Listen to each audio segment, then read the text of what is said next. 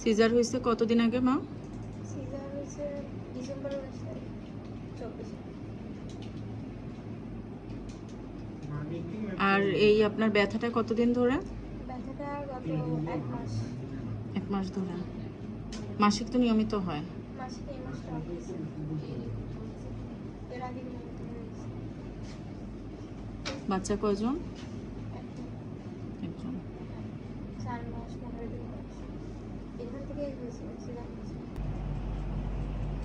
যে আপনার ডান দিকের যেই সমস্যাটা আপনি হাতে পান না?